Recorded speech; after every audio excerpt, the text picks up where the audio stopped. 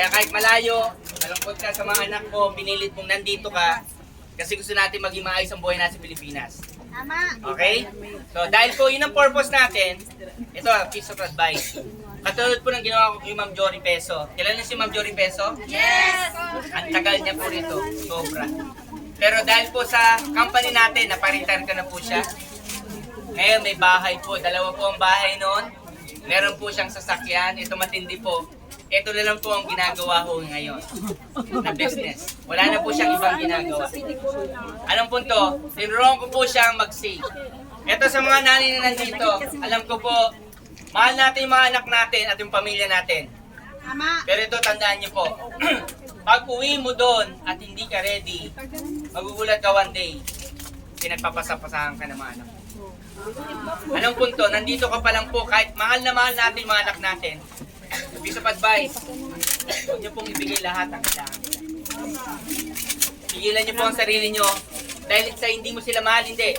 Pigilan mo sarili mo dahil mahal mo sila. Ngayon pa lang, turuan mo sila na habang nag-aabot ka ng pera, pinamindset mo na sila, pinaparealize mo sa mga anak mo, anak, mahal kita, ma, mahal kita, pero kailangan natin mag-ipin. Kailangan natin mag-ipon. May inaabot mong pera. So, habang nandito ka, kumaya ka ng 18 years old, kumaya ka ng 18 years old, nasa bahay, or yung husband mo, nasa bahay lang din. Ngayon pa lang, kausapin mo ng seryoso, pa, ano bang plano mo? Eto ha, nasa bahay lang siya. Ligyan nyo lang sa pinto ng bahay nyo to. Ito lang. Kahit tahimik yung asawa mo, kahit tahimik yung anak mo, ito lang. Basta may account siya natin. Yung 10 kapitbahay nyo, magbabayad dyan ng bills. Magre-remit siya ng GCash. 10 na lang na kapitbahay mo, pupunta pa sa bayan. Guys, doon sa bahay mo, may tarpaulin kang ganito. Yung anak mo, pinaikutan mo anak, 10,000 yan, paikutin mo, may account ganito. Yung 10 kapitbahay mo na magpapabayad ng bills, 3 bills niyan. Tubig, telepono, kuryente, monthly yan. Times 3. 3, 30 pesos na lang charge mo. Bakit 30? Pag namasahe siya, 50 pesos na. Pabalik 50. 30 na lang per bills. 30, 30, 90. May isa pa. Tama. 30, 90, times 10. Meron kang 900 per month. Yung anak mo, merong 900 per month. Wala kayong mapupulot na 900 pesos. Tama. Paano pa yung nagre-remit ng GCash? Paano pa yung nagpapailod? Ang charge na ngayon ng ilod, 20 pesos na sa iba. 10 na lang sa'yo. 10. Yung 10 pamilya na yun, may 5 tao sa bahay, may 10 sa bahay, may 7 sa bahay. Tama? Tama. Yung 10 na lang. Charge mo 10 pesos per day. May 100 ka per day. Times 30 days, 3,000. 3,900 na, dalawa pa lang pinag-usapan natin. Bills payment at e-load pa lang. 3,900. Ma'am, yung anak mo sa bahay, 3,900. Okay lang ba? Okay na? In 10 months, that is, ilan na yun? 39,000 pesos. Ay, grabe. Na hindi yan kikitain ng pera sa bangko. Ano gusto ko i-point out sa inyo? Yung nasa harapan nyo yung negosyo na kahit wala ka pa doon, nakakapagsimula na yung pamilya mo. Naintindihan nila yung hirap ng business. Paano pa yung GCash? Paymaya? Paano pa yung Cebuana? Paano pa pag natuto siyang mag-tour packages? Kasi pwede siyang umattend ng training sa akin. Anong point ko? Guys, hindi nyo kailangan ng malaking kapital para magsimula. Hindi nyo kailangan maging magaling para kumita ng malaki. Kailangan lang meron kang gagawin na tama para makapagsimula ka mag-business. Malinaw malabo? Malinaw! Kaya po sa lahat ng first time na nandito ngayon, again, meeting you, this is not an accident. Maybe answered prayer to you. Yes! It's a blessing. Sa kanya po. Wala nga kami makitang venue, kaya tayo nandito. Palakpakan natin si Ma'am Rosemary. Wala kami makitang venue kasi urgent yung pagbaba ko, urgent. Siya na kayo sa venue natin, pero we're so glad. Palakpakan natin si Ma'am Lenny. At si Ma'am Rose Lenny. Kapag kailangan niyo po ng product, kaya kayo pupunta. Siya po yung aming partner dito sa Hong Kong. Okay? Sa January po, babalik ako dito ulit. Guys, doon sa mga member pala natin, December 7 is sa our sales rally. Yes! Mamimigay ulit tayo ng kotse doon. Dapat malay mo, nandito ka, makapulis ka. Di ba pag-uwi mo, kotse ka na. Okay? Guys, ito po. Lagi nyo isipin, we're not getting any young. Lalo na pagka-edad kita, pag 50, pataas. Pag tayo, pababa na. Kamusta ka na? Tama mali. So, guys, kung pwede mong gawin, habang nandito pa. Ayan ang tuloy. Para sa mga. Okay? So, again, sa lahat, palakpakan natin ang bawat isa. That's po, good morning po sa inyo lahat. Maraming salamat. Thank you,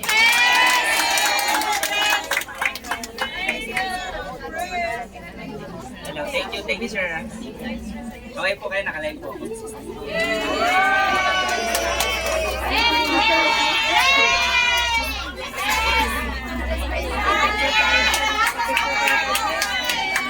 nyo po ako i-follow pala. Nagpa-vlog po ako, business vlog. Pwede po ako i-follow Emmanuel Pascual po.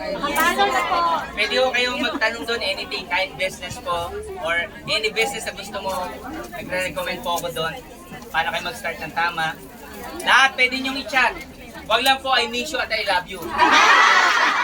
Baka mawalan po ako ng account. Malinaw po. Basta any question nyo po about business, pwede po kayong mag-question dito sa akin. Okay? Happy Guys! From Hong Kong!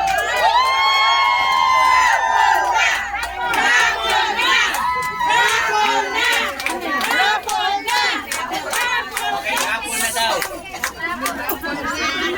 Good morning!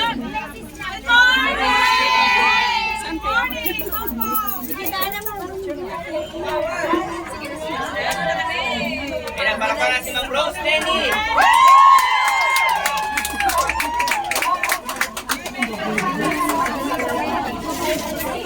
Good morning, everyone! Good morning!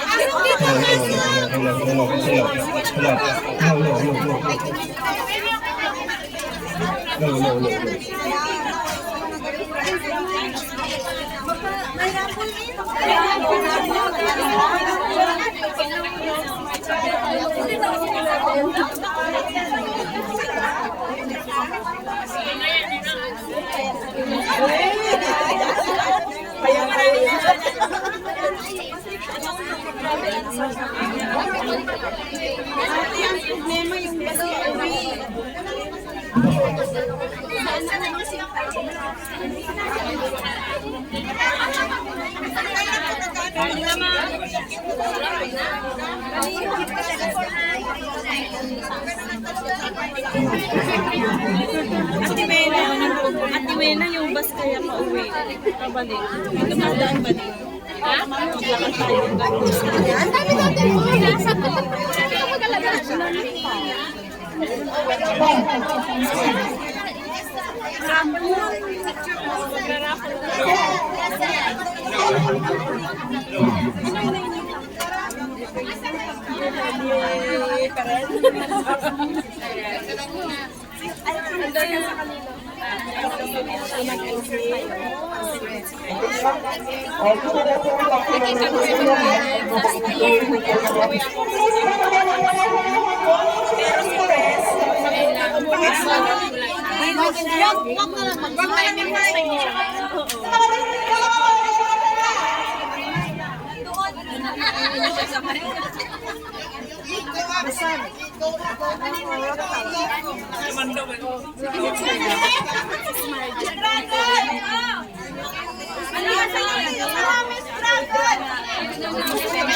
Kasama ko, magpapapicture tayo.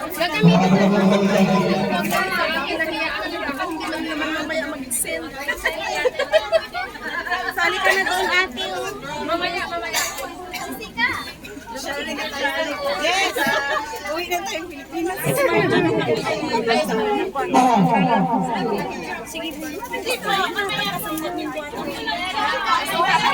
Mamaya pala kasi magpaparap.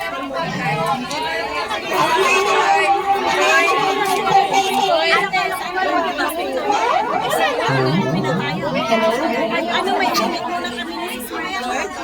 Uwi na lang. At least.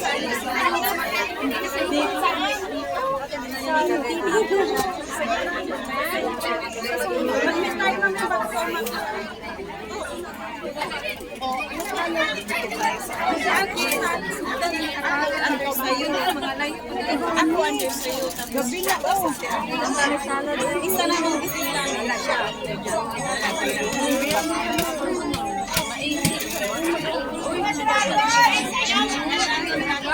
Sige naman kayo. Mag-raffle na.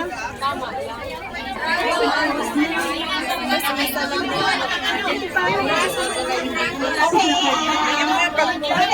Magandang ano.